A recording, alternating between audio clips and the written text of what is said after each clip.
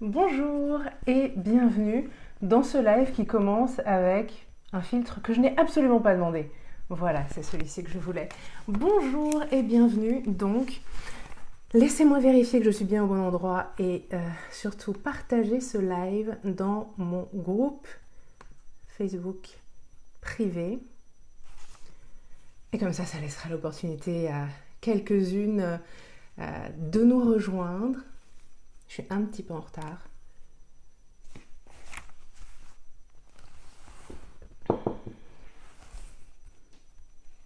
Je suis bien au bon endroit. Hop. Bonjour aux personnes qui viennent de nous rejoindre. Hop. Je partage ça dans mon groupe Facebook. N'hésitez pas à me saluer. Salut Rosa, comment vas-tu? Voilà, n'hésitez pas à faire comme Rosa, à me saluer, à me dire aussi si vous m'entendez correctement, mais j'imagine que si ça n'avait pas été le cas, Rosa me l'aurait déjà signalé. Bon, alors, aujourd'hui, je vais vous parler de ce truc qui est tellement difficile et qui est pourtant tellement important. Salut Sandra. Mais avant toute chose, je me suis fait un pense-bête pour vraiment penser à le faire en début de ce live, parce que généralement c'est le genre de truc que j'oublie complètement, ou bien dans le meilleur des cas que je ne précise qu'à la fin. En ce moment, je réouvre, ce n'est pas vraiment tout à fait fermé officiellement, mais je réouvre la possibilité de travailler avec moi en individuel, en accompagnement VIP. Ça veut dire c'est de l'illimité, en gros. Mail illimité, appel illimité, etc. pendant une durée limitée. Par contre, en décembre, l'accompagnement sur 6 mois disparaît pendant une durée indéterminée. Et il y a de fortes chances pour que l'année prochaine, il n'y ait plus la possibilité de travailler avec moi en individuel pour le coaching VIP sur 6 mois. Donc, si vous aviez envie de le faire, si vous y pensiez, si vous hésitiez, c'est le moment ou jamais de me contacter. Je vous ai mis le lien pour voir toutes les informations sur les différentes offres que je propose en coaching VIP individuel. Et voilà, et il y a un formulaire en bas de page, il suffit de le remplir et ensuite je vous recontacte pour qu'on discute et pour qu'on voit si je peux vous aider. Ça va bien malgré plusieurs épreuves, je l'ai vu mieux que je l'aurais vécu par le passé. Bien moi ça va très bien. Et oui, avec le temps et l'expérience, les épreuves on les vit beaucoup plus facilement. Je suis heureuse de lire Rosa que tu les vis mieux aujourd'hui que tu ne les aurais vécues par le passé. C'est très bon signe et ce sera de mieux en mieux. Plus ça va avancer, plus le temps va avancer. De mon côté, je vais super bien, je suis très très contente, il y a plein de choses, plein de projets en ce moment, donc entre l'individuel qui réouvre entre guillemets et des tas d'autres projets que j'ai sur le feu dont je vous parlerai ultérieurement. Mais ce que je voulais faire aujourd'hui, c'était, alors aussi, j'ai l'intention de faire de nouveau un peu plus de Facebook Live dans le groupe et ici sur ma page, donc ça aussi je suis très très heureuse, je vais tâcher de m'y tenir. Et aujourd'hui, donc, ce que je voulais vous partager, donc c'est ce truc qui est méga méga important et qui est méga méga difficile. Et c'est pour ça que généralement, c'est quelque chose qu'on a tendance à ne pas faire et on a même tendance à aller complètement à l'opposé en réalité. En fait, ce qu'on a tendance à faire de façon générale, et je sais que certaines d'entre vous m'ont déjà entendu le dire parce que c'est pas nouveau comme discours chez moi, du tout, loin de là, mais si vous ne l'avez pas encore remarqué, je vous l'apprendrai peut-être. Nous sommes dans une société qui valorise beaucoup le fait de faire, d'agir, de travailler, beaucoup. Et celles qui sont entrepreneurs le sentent probablement parce qu'il y a en plus une pression évidemment à réussir, à avoir plus de clients, à gagner plus d'argent, etc. Parce que c'est le nerf de la guerre, je ne sais plus qui a dit ça, j'avais trouvé que c'était une expression très juste. Alors évidemment, je vais complètement déformer cette expression, mais en gros, l'idée, c'était de dire que quand on est entrepreneur, en fait, on doit un petit peu aller chasser, si vous voulez, pour aller ramener la nourriture chez soi. et dans le sens où il faut qu'on aille constamment à la recherche de clients, à la recherche de contrats pour ramener de l'argent, à la différence d'une personne qui va être salariée, qui va toucher, quoi qu'il arrive, une somme précise. Quand on est entrepreneur, il faut qu'on soit proactif, il faut qu'on aille tout le temps de l'avant, tout le temps qu'on fasse ce qu'il faut pour vivre, tout simplement, pour pouvoir payer les factures, pour pouvoir vivre, etc. Et je vois énormément de femmes entrepreneurs, parce que je travaille je travaille qu'avec des femmes, et j'ai énormément d'entrepreneurs dans mon audience et parmi mes clientes. Et elles travaillent beaucoup, vraiment beaucoup. Parce qu'on a pris cette habitude aussi de travailler beaucoup et de valoriser le travail et de valoriser aussi probablement un petit côté martyr et le côté de la souffrance. Il faut mériter, il y a quelque chose de l'ordre du mérite quand on a souffert, quand on a morflé, quand on a travaillé dur, quand on a gagné quelque chose à la sueur de son front. C'est comme si ça avait beaucoup plus de valeur aussi. Il n'y a pas que cette idée selon laquelle il faut aller chercher. Mais oui, c'est... Ah, tu comprends pourquoi elle te gêne autant? C'est plus comme trouver de nouveaux partenaires de jeu. Oui, exactement, c'est ça. Mais oui, je n'aime pas la chasse de façon générale, donc je ne me vois pas comme une chasseuse, mais il y a vraiment ce côté, oui, tu dois aller chercher, en gros, tu dois aller chercher ton manger activement tous les jours. Et ton manger, il est chez tes clientes, chez tes contrats, chez les personnes que tu vas signer, chez les produits que tu vas vendre, les services que tu vas vendre, etc. Et donc, oui, quand on est entrepreneur, on va beaucoup travailler. On va, en tout cas spontanément, c'est quelque chose qui va se mettre en route assez rapidement. On va se dire qu'il faut faire des choses. Donc, on va chercher ce qu'on peut faire concrètement. Et je ne dis pas que c'est une mauvaise chose du tout. Attention. Et quand on est salarié, on sait aussi que si on veut avancer, il faut aussi être proactif. C'est quelque chose, alors c'était il y a longtemps la dernière fois que j'étais salariée, mais j'ai beaucoup entendu ça, le fait d'être force de proposition, d'être proactif. Il y a vraiment ce côté, il faut aller, il faut faire, etc. Et je repensais à tout ça récemment parce que je suis retombée sur un commentaire qu'on m'a laissé il y a quelques temps déjà, sur un article que j'avais posté, dans lequel, alors je dis pas de bêtises que j'ai noté quelque part, oui, cette personne disait qu'il fallait, que pour atteindre ses objectifs, en fait, il fallait foncer, quoi qu'il arrive, même s'il faut faire des efforts et prendre sur soi, pour ne pas laisser la peur et les doutes se mettre en travers de notre route. Alors je suis très d'accord sur le fait de ne pas laisser la peur et les doutes se mettre en travers de notre route, mais en fait, l'idée de pousser et de foncer, il y a quelque chose que j'aime pas là-dedans. Pourquoi ? Je vous pose la question, tout simplement, à vous. Est-ce que en poussant et en fonçant, tête baissée, quoi qu'il arrive, sans prendre de recul, jamais ou presque, sans prendre le temps à certains moments de faire des pauses, est-ce que ça fonctionne pour vous ? Est-ce que ça fonctionne pour vous d'être juste à faire des choses. Et généralement, il y a deux cas de figure. Il y a celles qui bossent beaucoup, qui ont des très longues journées, des grosses semaines, qui travaillent énormément et qui vont tenir du coup de très bons résultats. Et du coup, ça leur montre quoi ? Que ça fonctionne. L'argent rentre, elles ont de l'avancement, elles progressent dans leur carrière, dans leur business. C'est merveilleux de ce côté-là. Donc, si ça fonctionne, il faut continuer, c'est bien la preuve qu'il faut continuer. Le problème, c'est que assez souvent, au bout d'un certain temps, si ce n'est assez rapidement, il y a vraiment une grosse frustration, si ce n'est... elles vont tomber malades assez facilement, voire tomber malades quand elles sont en congé, le moment où le corps se relâche, où elles s'autorisent un peu à se relâcher, quand elles s'y autorisent vraiment et quand elles coupent vraiment. Mais dès qu'elles commencent un petit peu à se relâcher, elles vont tomber malades, elles vont un peu s'effondrer. Et globalement, en fait, il y a cette prise de conscience à un moment donné que c'est pas possible de continuer comme ça parce que clairement, oui, l'argent rentre, oui, la sécurité financière est là et bien sûr, on en a besoin. Mais d'un autre côté, merde, la vie, elle se passe maintenant. On est encore jeune, et je dis ça alors que je m'approche dangereusement des 40 ans, mais on est encore jeune, oui, on est encore jeune et on a encore des tas de choses à faire et on a encore, du moins en théorie, suffisamment d'énergie pour faire un tas de choses, pour réaliser un tas de rêves, pour atteindre un tas d'objectifs qui ne sont pas juste financiers, qui ne sont pas juste business.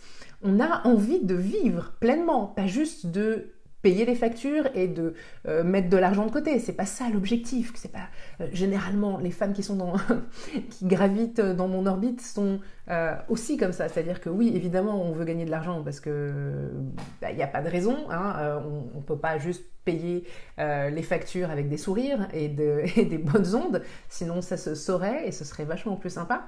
Mais ou en tout cas vachement plus pratique de ce côté-là. Mais non, il faut qu'on gagne de l'argent. Donc bien sûr, on veut ça. Mais c'est pas le but du jeu, c'est pas ce qui nous motive, c'est pas ce qui fait que c'est pas à ça qu'on mesure notre succès, surtout quand, malgré l'argent qui rentre et malgré la réussite financière et malgré tout ce qui va avec, il y a de la frustration et un manque total d'épanouissement, ce qu'on recherche à la base, en particulier quand on est entrepreneur et qu'on se sent investi d'une mission. Et donc ça, c'est une partie des personnes qui vont donc travailler beaucoup, obtenir des résultats et être un peu paumées entre un côté, oui, je suis satisfaite des résultats et je me sens en sécurité financièrement et c'est cool, mais de l'autre côté, mais en même temps, ma vie, là, je suis un peu en train de passer à côté et c'est dommage parce que à ce rythme-là, le moment où je pourrais en profiter, j'aurai quelques décennies de plus et j'aurai clairement pas du tout la même énergie parce que je suis déjà en train de m'esquinter. Et la deuxième catégorie, en fait, c'est les personnes qui vont travailler, beaucoup, et ne pas voir les résultats financiers souhaités, en fait. Et juste, et si vous me suivez depuis longtemps, vous savez que je suis passée par là. Moi, dès ma première année d'activité, j'ai fait exactement ça. C'est-à-dire que je cherchais, donc, comme toutes les personnes qui démarrent une activité, on cherche comment on va pouvoir faire démarrer le truc, comment on va pouvoir trouver des clients et proposer ses services. Et on va faire... on va suivre des méthodes pas à pas, on va faire tout, on va tout essayer, on va mettre des choses en place, on va travailler beaucoup, on va dépenser beaucoup d'énergie et beaucoup de temps dans ces trucs-là. Et les résultats ne sont pas nécessairement derrière. Et forcément, c'est frustrant. Et finalement, dans un cas comme dans l'autre, qui est réussite financière ou pas, ce rythme infernal... Alors, il y a des gens, attention, il y a des gens avec qui ça fonctionne très bien, il y a des gens pour qui ça fonctionne à merveille, de travailler énormément. On n'est juste pas, déjà, on n'a pas tous les mêmes besoins, ne serait-ce qu'en termes d'heures de sommeil, truc de base en fait. On n'est pas égaux face à ça, donc on fonctionne tous différemment et ça c'est important d'en avoir conscience. Mais ce que j'observe dans mon audience, dans ma communauté, parmi les femmes qui gravitent dans mon orbite professionnellement et parmi mes clientes, c'est que ce rythme, celles qui suivent ce rythme-là, ça ne fonctionne pas pour elles. Ça ne fonctionne pas pour elles.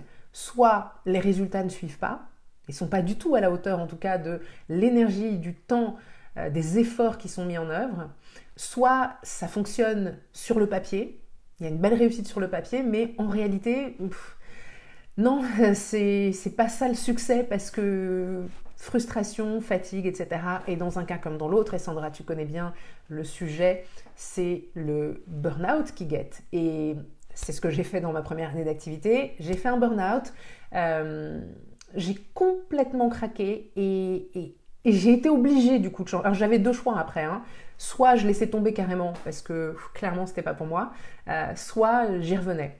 J'ai fait une pause de quelques mois et je suis revenue à mon business ensuite et je suis revenue vraiment avec la ferme intention, étant une problème solveuse par nature, avec la ferme intention de changer les choses, de comprendre ce qui s'était passé et de changer radicalement les choses. Et c'était indispensable, c'est une question de vie ou de mort, mais littéralement, parce que clairement, de toute façon, c'est clair que quand à cette époque, à l'époque de ce burn-out, je vivais dans une ville et dans un pays dans lequel, en gros, je connaissais peut-être 3 personnes à peu près correctement, et encore, ça faisait genre moins d'1 an que je les connaissais, et donc j'étais à Bruxelles. Et oui, burn-out is coming si on est exactement, si on est que dans la force et son côté obscur, exactement, Sandra. Salut Sarah. Donc oui, moi j'étais à Bruxelles à ce moment-là avec mon mari. Je connaissais à peu près genre 3 personnes. Et ce burn-out m'a fait mais tout plaquer. C'est-à-dire j'ai plaqué mon business, j'ai plaqué mon mari à ce moment-là. Alors faire ça quand on est donc avec plus de revenus, plus rien qui rentre, et quand on connaît quasi personne là où on vit, dans la ville dans laquelle on vit, dans le pays dans lequel on vit, c'est vraiment le signe quand même que ça va très très mal, globalement.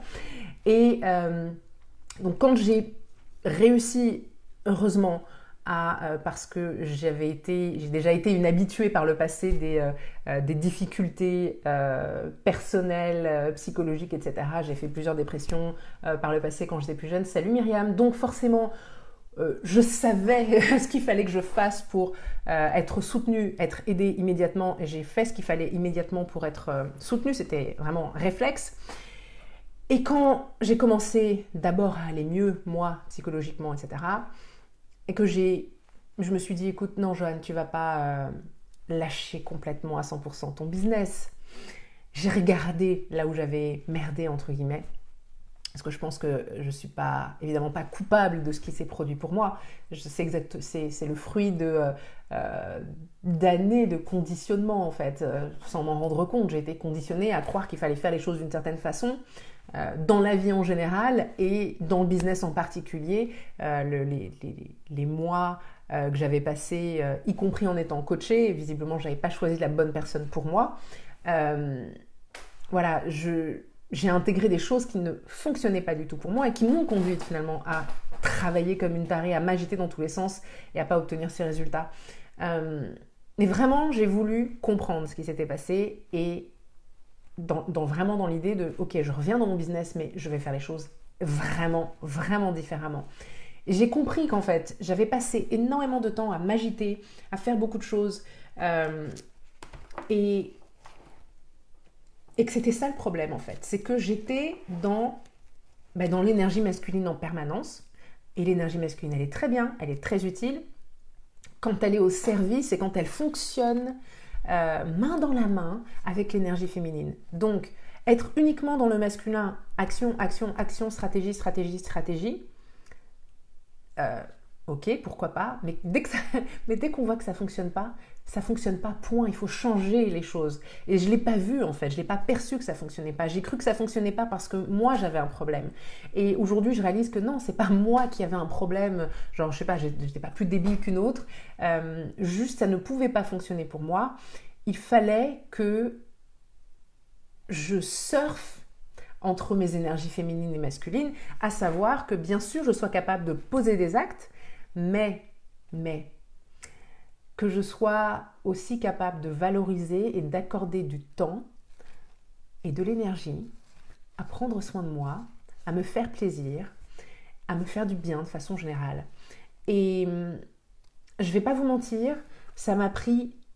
Alors pour certaines choses, ça m'a pris très peu de temps pour les shifter. La compréhension intellectuelle, elle a été là très rapidement. J'ai compris très rapidement les choses que j'avais à faire. Mais la mise en place, la mise en pratique, pour certaines choses, ça m'a pris des années. Il y a des choses que j'ai changées il y a peut-être 1 an seulement.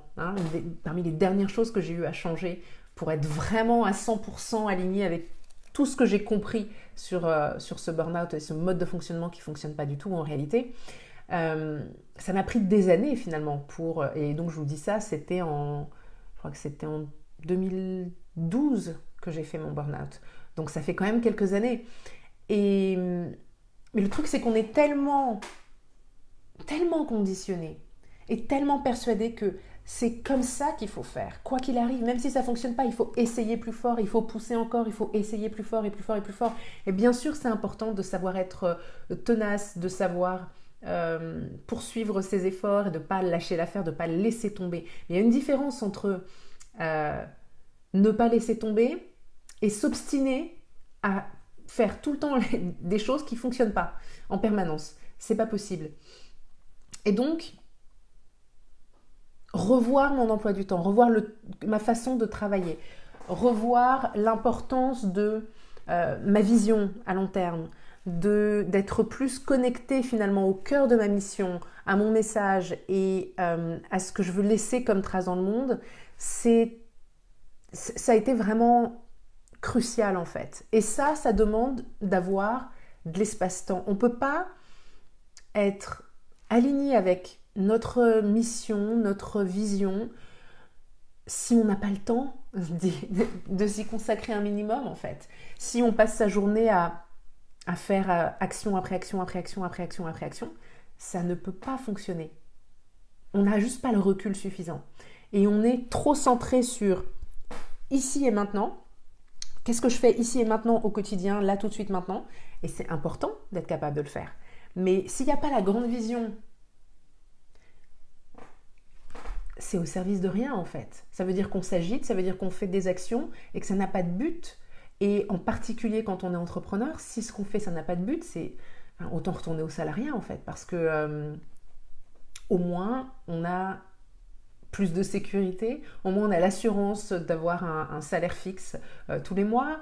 Voilà quoi. Il y a des sacrifices entre guillemets, des choses qui n'en valent pas la peine. Donc voilà. Et excusez-moi, j'ai besoin de m'hydrater un petit peu. Et donc, ouais, quand je suis revenue dans mon business après ce burn-out, j'ai tâché d'être plus stratégique. Le fameux travailler mieux plutôt que travailler plus. Donc j'ai cherché à travailler mieux et à être plus efficace, à ce que mes actions soient plus intelligentes finalement. L'excès inverse n'est pas sain non plus, avoir trop le temps, se retrouver à la maison à un moment, ça fout le doute aussi quand ça dure dans le temps et qu'on n'est pas sûr de la direction à prendre. Mais ça justement Sarah, ça n'a rien à voir avec ce que je suis en train de dire. Parce que quand tu as un business, donc tu passes pas ton temps à la maison à rien faire, quoi qu'il arrive, tu vois ce que je veux dire. C'est pas question de soit je bosse, soit je suis là et je ne sais pas quoi faire de ma vie, tu vois.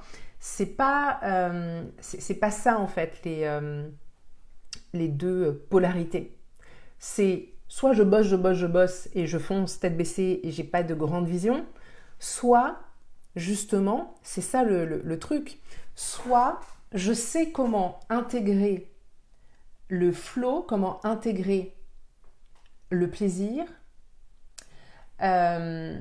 comment faire en sorte justement que le temps libre, qui n'est pas du temps de point d'interrogation où je ne sais pas quoi faire, le temps justement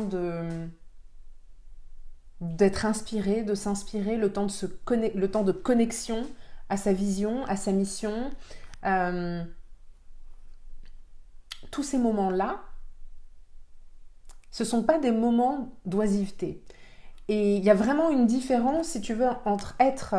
Et c'est souvent la confusion que je vois, être dans l'énergie féminine et prendre du plaisir, etc. Parfois, certaines personnes le confondent avec aller gambader dans des champs avec une couronne de fleurs et attendre que l'univers nous donne tous les trucs. C'est pas ça. C'est pas exactement. C'est pas une posture d'attente. C'est certes une posture d'accueil, mais c'est pas une posture d'attente. C'est justement se mettre en capacité d'accueillir, en capacité de recevoir. Alors recevoir quoi? Recevoir de l'inspiration, recevoir ça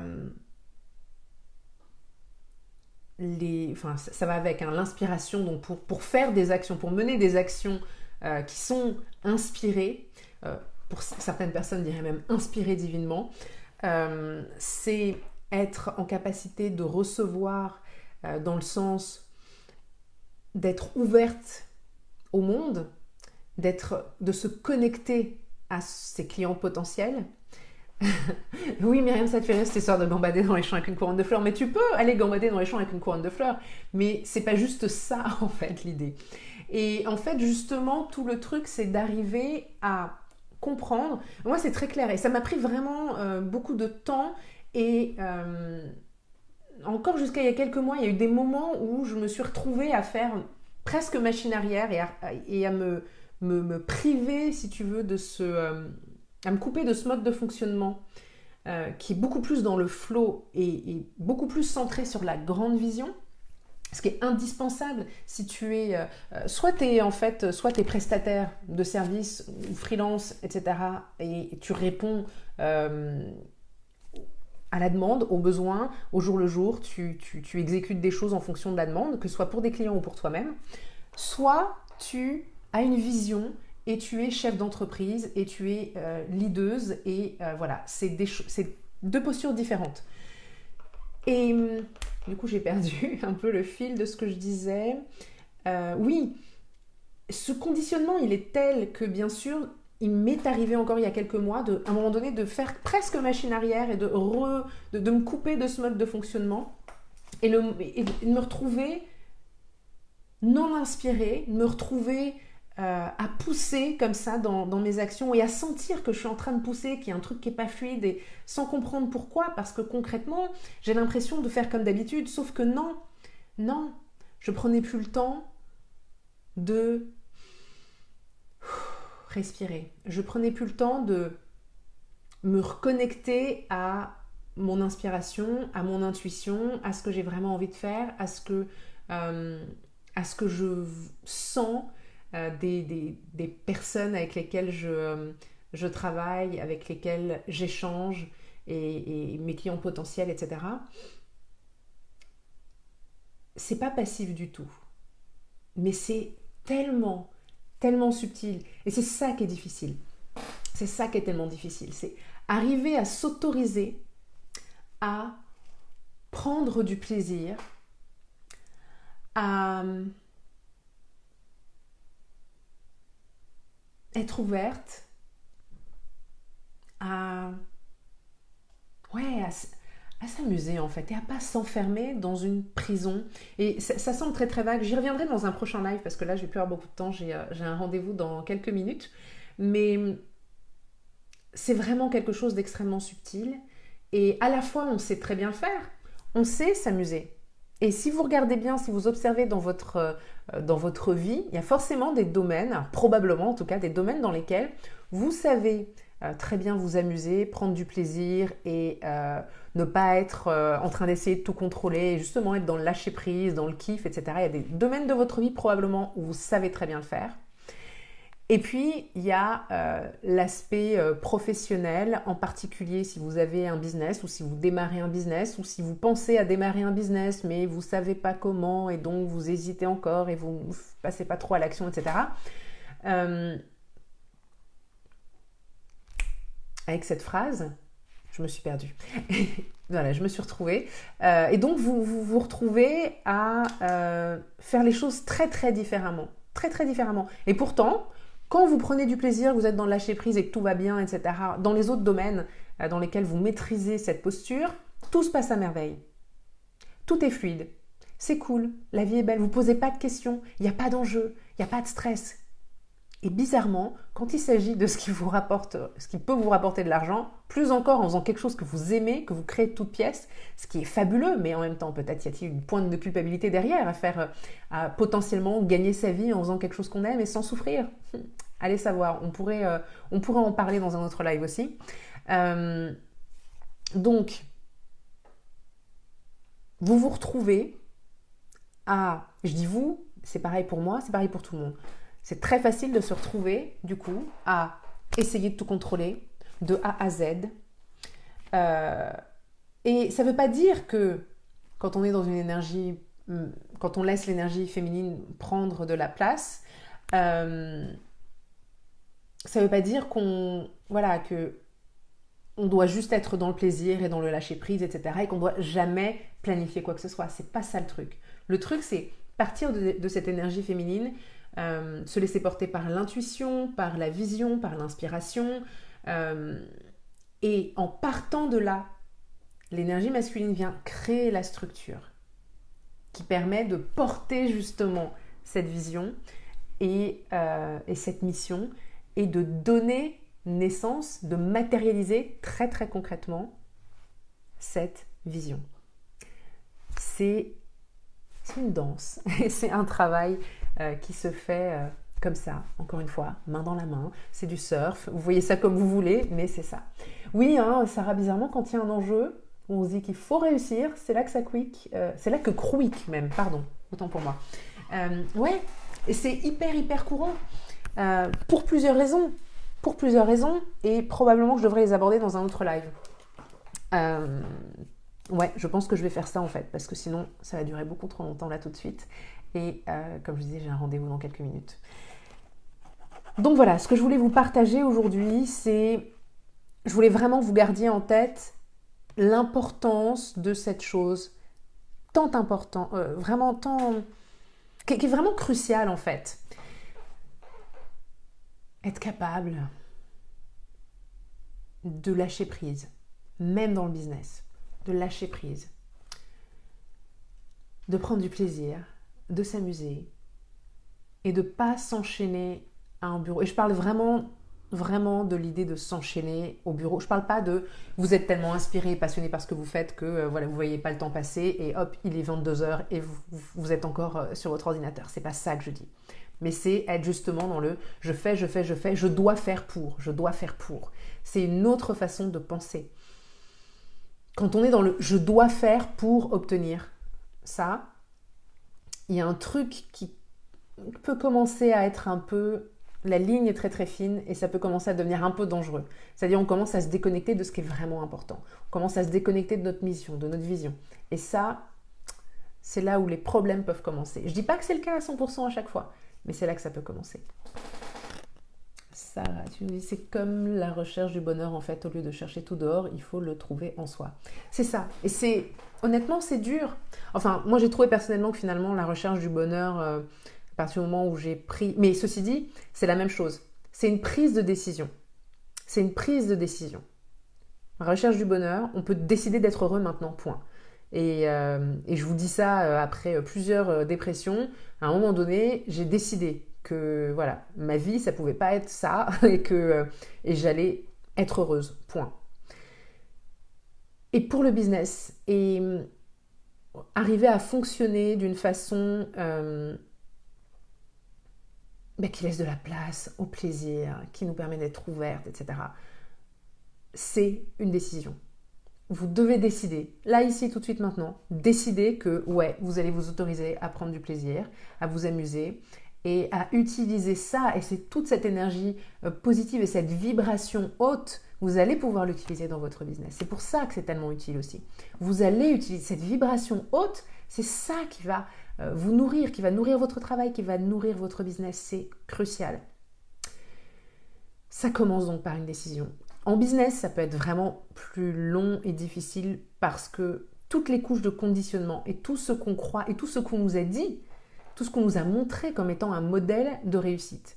Mais je pense que c'est important de prendre le temps de s'interroger sur c'est quoi la réussite pour moi. Est-ce que c'est juste l'argent? Ou est-ce que c'est aussi pouvoir profiter de la vie tant que je suis jeune et en bonne santé? Je vais vous laisser là-dessus. Je vous rappelle, comme je l'ai dit en début de live, en ce moment, je prends des candidatures pour de l'accompagnement en coaching VIP individuel, sachant que ça peut durer 1 mois, 3 mois ou 6 mois. Et les accompagnements sur 6 mois, je les ferme pendant une durée indéterminée à partir de décembre. Donc ça veut dire qu'il faut commencer en décembre. Et voilà. Après, l'année prochaine, il n'y en aura pas. Je ne sais pas quand est-ce que ça reviendra, mais je sais que l'année prochaine, il n'y en aura pas. Donc, voilà. Je vous ai mis le lien autour de cette vidéo. Myriam, tu nous dis, lâcher prise dans l'excès de discipline, oui, mais il y a un équilibre à trouver pour ne pas tout lâcher et s'auto-saboter. Procrastination, inaction, ce sont deux choses différentes. Lâcher prise n'est pas procrastination.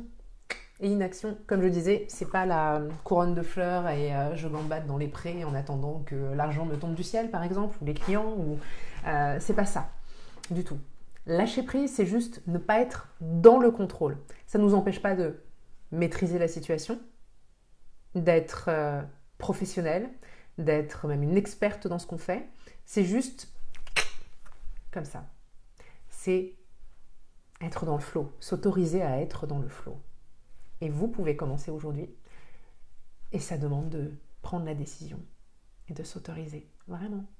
Si vous avez des questions complémentaires, n'hésitez pas à me les poser si vous regardez ceci en replay. Et si vous l'avez regardé jusqu'ici, n'hésitez pas à préciser #replay dans vos commentaires et je viendrai particulièrement vous répondre. Et si vous avez des questions, des choses que vous voudriez que j'aborde, sur lesquelles vous aimeriez que je m'étende dans un autre live, je le ferai avec un immense plaisir. Dites-moi tout en commentaire et je reviens très très vite. Merci les filles d'avoir été là, je vous embrasse et je vous dis à très bientôt.